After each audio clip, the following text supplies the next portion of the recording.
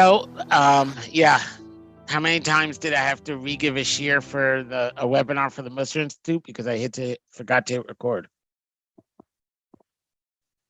It is because Cindy's not here. She was the one who would remind me to hit record. Amnam Malchus Keneged Nefesh. Malchus corresponds to the soul. You do a ki nefesh umaniges kolavari adam. The soul rules all of the limbs of a person. V'adam mekabel hanhaga min hanefesh. And the person gets his behavior, his activity from the soul. Lefichach keneged ze nasan Hashem yisparach hamelech shu hamanhig u'hamoshal kol ha'uma.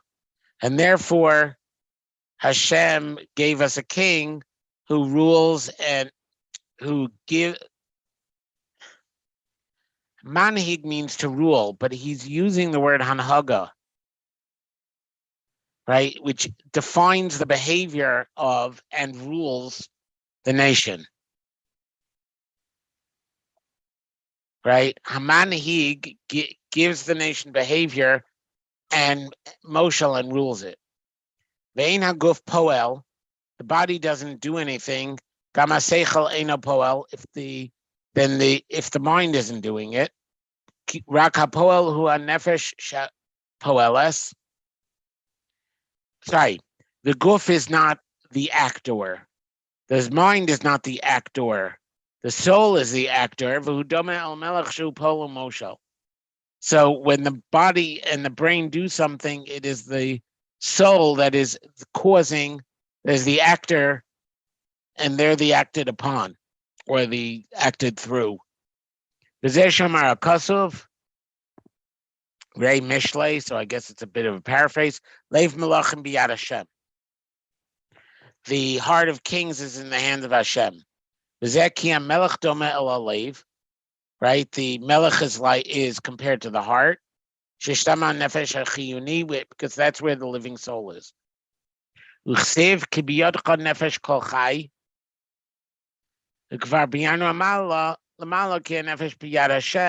And we already explained that the nefesh is in the hands of Hashem. Medrash Rabbah Parshas Vayikra al v'nefesh ki sechta.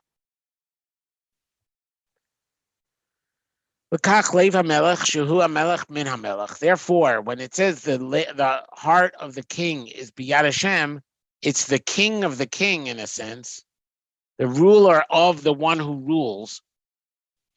Davak biyad Hashem, which is attached to the hand of God.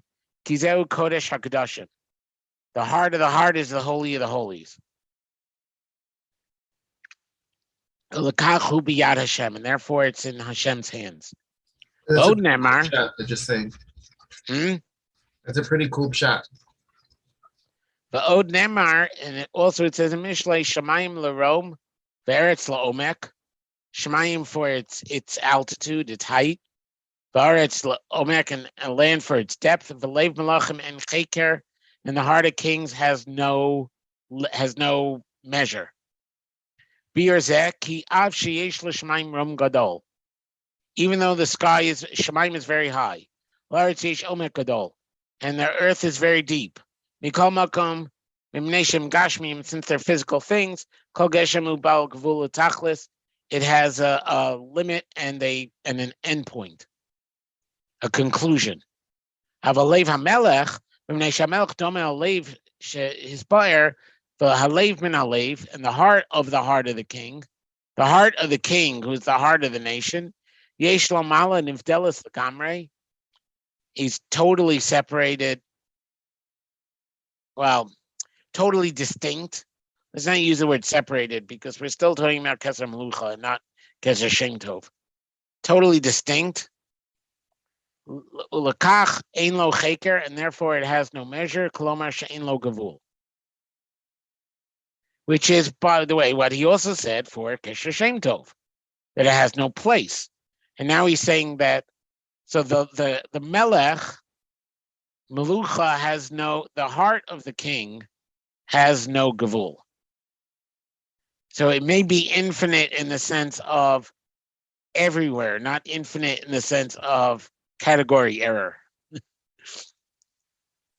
So that's sort of, but what I notice what he's doing here is he's saying that the kahuna is of the body because it's sanctifying the body.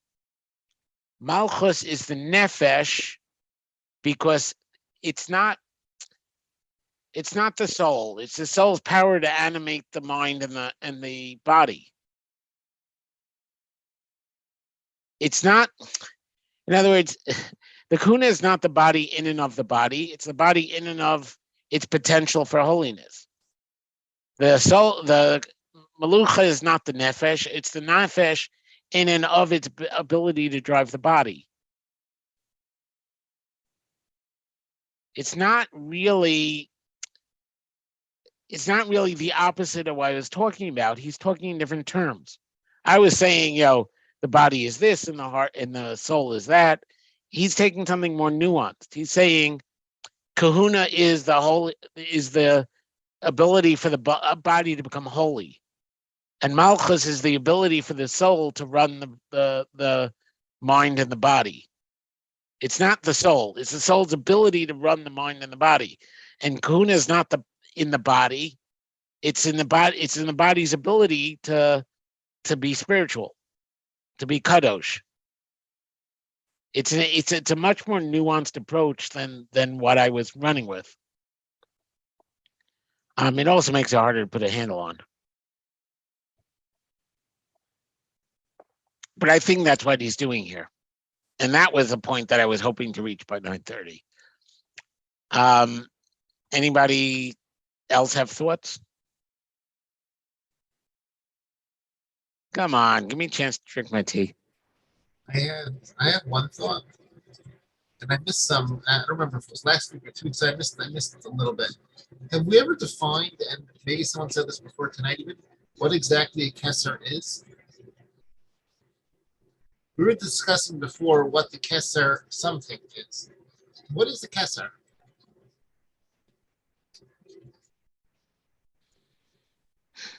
We never really defined it, which is why I was suggesting that the keser Torah is a person who has the office of Torah in the community, and not the person who. It's not the Talmud Chacham. It's the Talmud Chacham that is serving as Talmud Chacham. Just like the Melech is not necessarily somebody who is the greatest at ruling. He's the person who serves in the office of ruling. Someone said before that it's like a spiritual thing. I forgot who said it. Somebody said it's like that, maybe like the spiritual level. But is it a spiritual thing? Is Keser Shem Tov spiritual? Well, Keser Shem Tov, he says, is not crowned on any of the Keser Shem Tov is not crowned on any of the Kalim of the Mishkan because it's perpetually going upward because it is it's unbounded, right? But that doesn't. No. He says more than that. He says more than it's unbounded. Trying to go back to where he says anything related to what I'm saying now.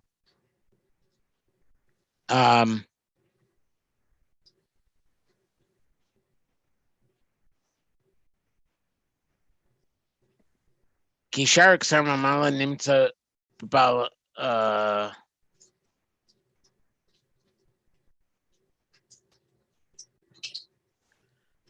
right. He said it's unbounded, not in the sense of being infinitely large or locationless, but in the sense of you can't reach there. So it's a place you head toward but never actually get to. So I don't think there's any reason. I can't think of a reason to assume that the way the word keser is used by Torah or Una is not also the way that it's used by. Oh no, because he explicitly says that's why the menorah doesn't have a keser. Because keser and the other three is really crowns, and that's why there are 3 crowns. There are 3 crowns and a 4th crown that's not really a crown because you can't get there. Right, so it's different, but we're saying as far as the crown part, that should be the same. The No, no, thing is, he's saying that it's different in that the other three crowns can be accomplished, and this cannot be accomplished. So I'm expressing I think myself he's very well. specifically saying it was different in the one thing you're trying to say it's similar in. I don't think I'm expressing myself very well, but bottom line is just, I guess, pointing out that we don't really know what Kesser means, even though we may know what Shem Tov means and what Right, Malchus means and Kuna. right. But we do know that Kesser is similar enough to the physical Kesser that Azer represents it. Right. Right. Although it's And that Kesser Malchus has to really do with a crown. Yeah. No, I mean because it's like a heir and a king has one. That's all I meant. You know, like it can't be too metaphoric if it's something a king possesses, right? Right. And it looks like a heir. I mean, that's kind of so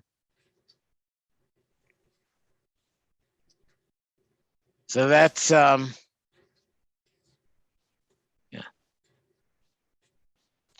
Let's if we have the time, so I'm going to see if we can attack Chaf Daled. It's not well, if it's controversial, then we'll start again on next week from Chaf Daled. Mizet Teda Masha Amru Razal. Kemelech Kodem LeKohen Gadol.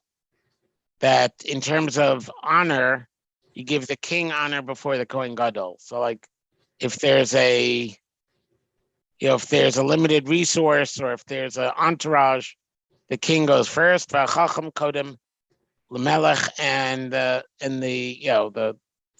a superlative Talmud Chacham would go before the king.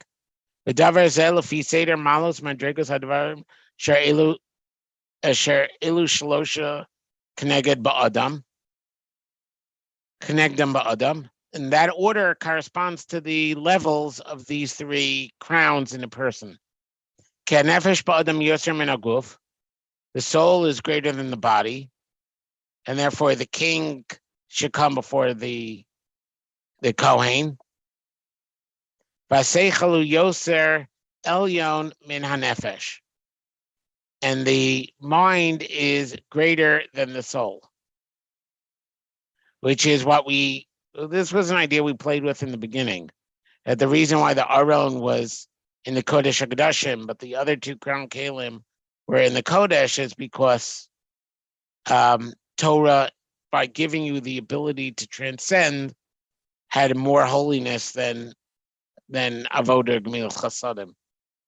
Vod Amru, Hafilu Mamzer Talmud Chacham Kodem LeKohen Gadol Am Haaretz. They said that a Talmud Chacham who's a Mamzer gets the higher priority than a Kohen Gadol who is an ignoramus. V'rotze lomar ki Mamzer Talmud Chacham sheish lo tipu psula. The Mamzer Talmud Chacham, he has the Torah, but his physical source is puzzle. Mikol makom mitzad seichel shabo malasa yosem mikohen gadol am haaretz. Afal gav ki a kohen gadol mitipa kodesh lagamri. Even though kohen gadol on the physical side comes from a seed that is kadosh. Ein zerak malagufanis. That's only its physical loftiness. Vein zedomal malasichlis. How does that compare to intellectual loftiness?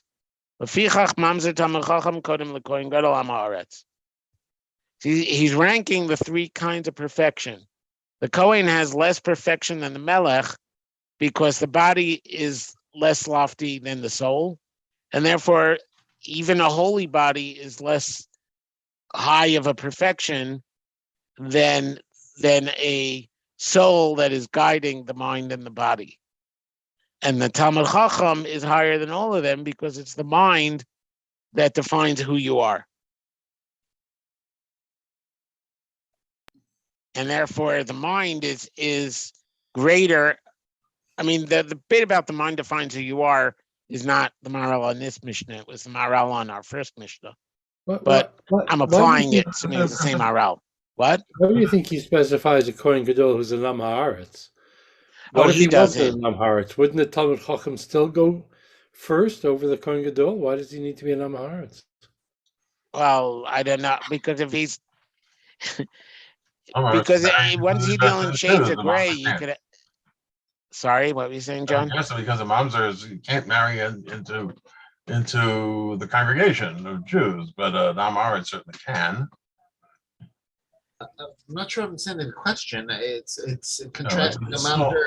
Okay. Well, let's go back a step. Anyway, this is Okay. Hari. It's talking about triage, not necessarily like social precedence or something. Who gets to lead the baby? No, it's also social. I mean, we have to go back to the quote, right? This is not the Maharal's words, right? This is a quote, Yeah, right?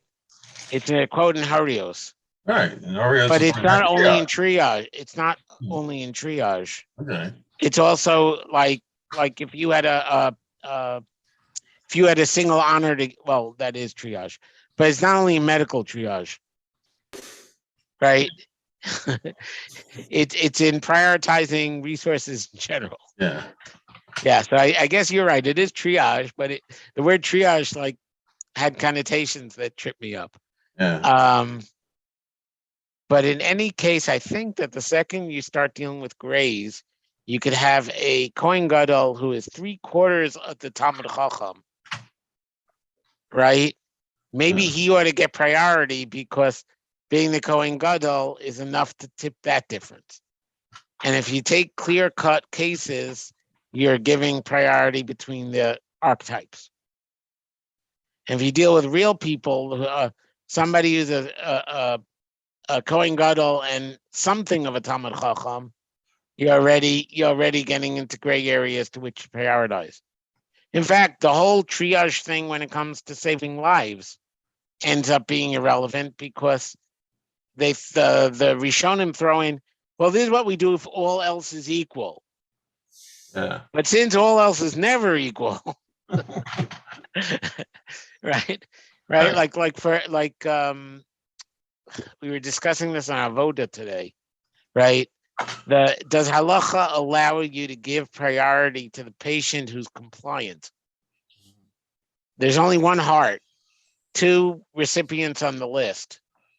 One is much more compliant to doctor's orders, than the other one. I mean, he's gonna live longer, more likely to live longer. He's more likely for the heart to help because he's more likely to do exactly what they tell him to do once he gets the heart. So by AMA rules, he gets priority. So somebody asked on Avoda just today, what would halacha say with that kind of prioritization? So I replied that I happened to have a friend or had a friend because she stopped commuting into the city. But I had a friend who used to give me a lift into the city who was actually the nurse in a transplant unit. And she had developed a strong relationship with Rabbi Dr. Tendler, Zichron Livracha, right? And we often discussed interesting medical ethics psukim that she got. These are like, she had access to one of the great poskim in that field, and she had hard questions. And it was clear from numerous cases that Rabbi Tendler agreed with the prioritization. I can't say from memory whether he agreed to that he would have invented that prioritization, or he agreed that if that's the rule, it's a good rule to apply. You understand the difference? Yeah. Right? The hospital made the rule, or the AMA made the rule and the hospital signed on, right? But he was not trying to circumvent the rule or minimize the rule or he clearly did not find the rule halachically problematic. So these triage rules, I think, are more between archetypes and people. Mm-hmm. That's where I was going.